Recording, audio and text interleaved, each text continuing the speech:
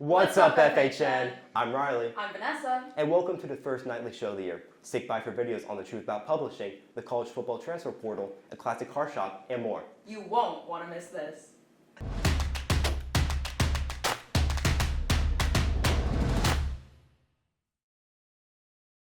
Recently, Lindenwood University launched a new Bachelor of Science in Nursing program, with its first labs conducted on September 9th. The Bachelor of Science nursing program teaches nurses updated methods in the healthcare industry since the COVID-19 pandemic. This includes providing more functional ways of treatment before resorting to medication, as well as how to handle the high-stress environment that nurses often encounter. This marks a significant breakthrough for medical students in the Midwest, as Lindenwood's new program is the only BSN program west of the Missouri River in the St. Louis area. Various individuals in the community strive to succeed in their respective professions, but the struggle to achieve success is a universal experience. Harper Schneider and Nicole Badra take a look at the publishing industry and discover what it takes to become a published author. The publishing process is a long, complex, and difficult process, especially when you are first starting off and a local author. After you write your first draft, you go through months and sometimes even years of rejection trying to get your first book published. It's not fun, but it's also just part of the work. So I think I had trained myself from the time I was young that, you get a rejection, you send something out right away. One of the first things that I did when I felt like, anything was ready was to just, have it gone through other readers before, have it be as good as I can possibly make it. And then just prepare myself for a lot of rejection. I mean, it only takes one yes. And that's the biggest thing, is it just takes one person to fall in love with your work and advocate for it. Traditional publishing is one way to publish, although it's not a very common way for local authors. Self-publishing is a much more common way, but it comes with a multitude of challenges. It's not easy to get published, and I think everybody kind of knows that, but there's an interesting misconception in that if you self-publish, everything will be great because you self-publish and it's there and you have control and you have everything, but self-publishing is as hard as, if not harder than, being traditionally published because you, as the author, are doing all of the work. Traditional publishing and self-publishing are both long processes, but it ends up being a rewarding process for authors like Young Dahl. Thanks, Harper and Nicole. With the new administration's changes in budgeting, a local nonprofit is at risk of serious downsizing. The Doorways program, for example, is an organization focused on providing housing for those with HIV or AIDS. Their funding has been mainly sourced through federal grants via the Department of Housing and Urban Development. This outlet, however, is facing major budget cuts, which could spell disaster for Doorways. The nonprofit is hoping to overcome this hardship through budget and structural changes. For more information on this important organization, look out for the in-depth article on the next issue of the North Star, coming out October 29th. With summer coming to an end, college football is back in full swing, and that comes with a fair share of drama. Let's throw it over to Nathan Smith for his commentary on the polarizing transfer portal system. The transfer portal, in terms of major college sports, is an online database of athletes looking to change schools. It was implemented as we know it into major Division I football in 2021 and has changed the landscape of America's most beloved sport ever since. In April of 2024, they made a change that would affect the system even more, allowing unlimited transfers for any player academically eligible and eliminating the previous one-time transfer rule. The motives behind these changes are undoubtedly rooted in monetary gain of the NCAA and its universities. It allows for players who find themselves not getting enough playing time to simply leave and join a new team.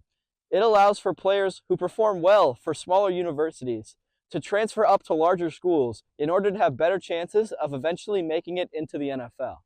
All of these changes may sound extremely positive for athletes, but it is my belief that these changes have been a net negative for the sport and its fans. Smaller schools who manage to scout elite and underrated talent just end up losing those players to larger schools with more funding. Many players that transfer early in their careers, instead of just working their way up the depth chart, don't wind up ever making it an impact on a team that they may join. There is also the issue of name, image, and likeness, or NIL deals. NIL was a recent change to college sports as well, allowing collegiate athletes to be paid for things like brand deals and advertisements. These new lax regulations have opened the door for things like tampering, and overall have just created a landscape where top recruits expect large amounts of monetary compensation. Overall, I believe that more regulations need to be in place in order to make college football fair for all teams, and most importantly, make the product on the field exciting for all the fans. Thank you. Thanks, Nate. Homecoming is right around the corner, and FHN has tons of opportunities right now to make it a memorable night. The homecoming game is scheduled for Friday, October 3rd against Fort Zumwalt West, and the dance will take place here on FHN on Saturday, October 4th. This year's theme is Disney's Tangled, with 5 spirit days leading up to the big game and the dance. Monday the 29th is Camo Day, Tuesday is Twin Day and Togas for seniors, Wednesday is Jersey Day, Thursday is USA Day, and Friday is Class Colors for a pep assembly to officially kick off the festivities. Students can purchase tickets to the dance the week of homecoming during old lunches starting Monday, September 29th. Students without a lunch hour can purchase a ticket from the main office. Additionally, students bringing a guest need to pick up a guest form from the bulletin board outside Pew's room 1219. The forms are due September 26th to Gallagher's room 2215 and are on a first-come, first-served basis. Late copies of the guest form will not be accepted. Homecoming is a night all about standing out, whether it's through your outfit, your hair, or even your ride. One car dealership in St. Charles stands out from the rest due to its extensive catalog of vintage and sports cars. Kai Bass and Oliver Bosanquet visit Fastlane Classic Cars to explore what makes his dealership so special. Fastlane Classic Cars is a car resale company that has been open in the St. Louis area for 31 years. They feature tons of older car models, up to 150 of them, most of them for sale, but they also do repairs on vintage cars for customers. Okay, so like customers that come in, so we are a kind of like a museum, but we do sell cars, obviously. So we have a lot of foot traffic around town that come in just to look. People come from all over for their cars. Whether you are actively looking for a car to purchase or just want to look around at all the options, the shop welcomes you with open arms. They post videos and photos of each car online, so you know exactly what you're looking for and buying if you do choose to purchase one. I sold a car to Scotland, sold a car to Argentina, sold a car to the Czech Republic. My buddy Mark, that he sold 4 cars to them. We sell them all over the world. So it does have a big community, and they trust us because, well, we've been doing it for 31 years. We take really good pictures. Having all these sales from all over the world builds a really strong community of car lovers in the nation. A lot of people just come around from all over the country. This shop is special in the hearts of many. From social gatherings to more practical things like repairs and sales, it really is a car resale company unlike any other. Thanks, Kai and Oliver. On Sunday, September 7th, the MTV Music Video Awards were held in New York City, hosted by LL Cool J. The awards ceremony began with a glamorous red carpet and featured numerous show-stopping performances, including a tribute to Ozzy Osbourne, led by Youngblood. Many popular artists won coveted awards, including Ariana Grande for Video of the Year, Lady Gaga for Artist of the Year, and Sabrina Carpenter for Best Album. As new music gets celebrated every year, Mia Oldani takes us back to a classic with a deep dive into rock band Slint's 1991 album, Spiderland. Hi, I'm Mia. I have a lot of records, and today I want to show you the most important one in my collection. Please give a very warm welcome to Slint's second and final album, Spiderland! Woohoo! It was released on Touch and Go Records and only pressed 5,000 copies on its initial release. Now, you can't go on Rate Your Music or Reddit without seeing it on some random nerd's top 10 list next to literally any Radiohead album. Unfortunately, I can't make fun of the audience too much because you will find that album right next to In Rainbows on my top 10 list.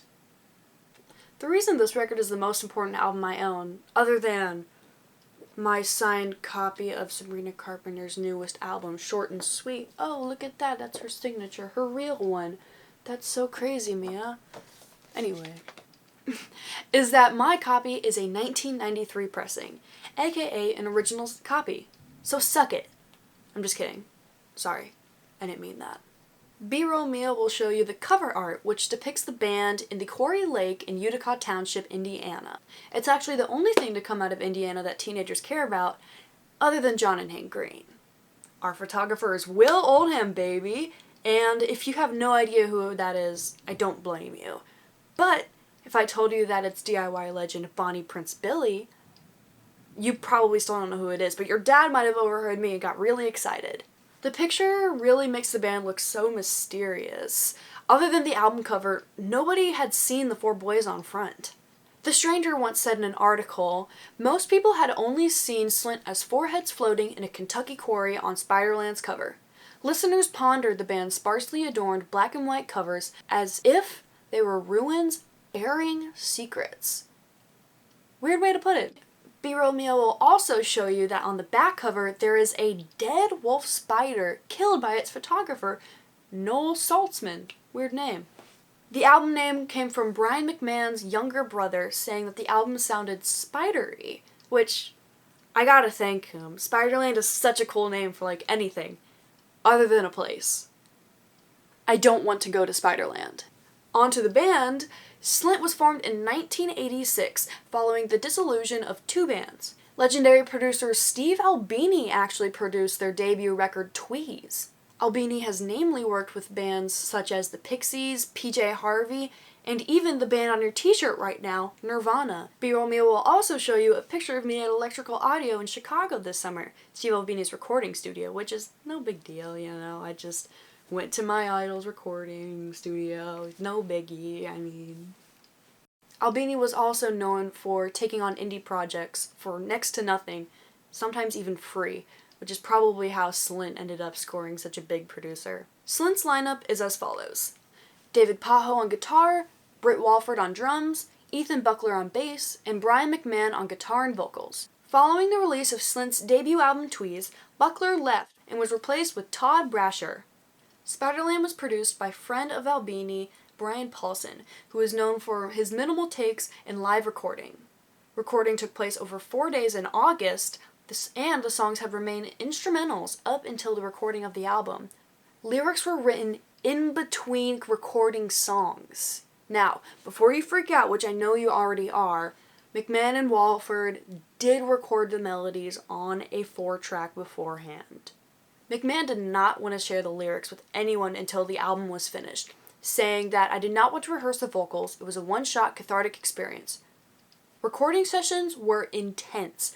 AllMusic has been quoted saying that they were traumatic, and one more piece of evidence supporting the theory that band members had to be periodically institutionalized during the completion of the album. I'm sorry, did I read that right? Periodically institutionalized? Yes. Rumors circulated that at least one member of Slint had to be checked into a psychiatric hospital during recording sessions. Unfortunately for the rumor mill, Walford denounced these rumors in a book written by Jim Irwin, saying that they were definitely trying to be serious about things, which made recording the album kind of stressful. Spiderland's tracklist is as follows: Breadcrumb Trail, which follows a man at a carnival with a fortune teller. Hot. Nosferatu Man was inspired by the 1922 German silent film Nosferatu. Closing out side A, we have Dawn, a man, an anagram of Madonna. It depicts a lost soul before, during, and after a night at a bar. Side B starts with the album's longest track, Washer, then for dinner, an instrumental. And the album closes out with Good Morning Captain. While McMahon was recording the final chorus, he became physically sick from yelling over the guitars. Now, what are my thoughts? Spiderland is an incredibly influential album. It's on every nerd's top 10 list. I absolutely adore the songwriting, even though it was haphazardly put together. The scenarios McMahon describes are so vivid. Spiderland captures a raw, haunting feeling that sets it apart from typical grunge, leaving a lasting impact that few albums can rival. Truly, I think that every teenager should listen to Spiderland. The album is so angsty, and it describes coming of age so perfectly in a time where songs are written about love lives that we don't have and things that we can't afford. Thank you so much for listening. And with that, our first episode of The Nightly Show this year is coming to an end. Make sure to follow us on @FHNtoday on Instagram and TikTok, and subscribe if you haven't already. If you enjoyed this episode, make sure to leave a like and comment down below what story you'd like us to cover in the next episode. Once again, I'm Vanessa. I'm Riley, signing off.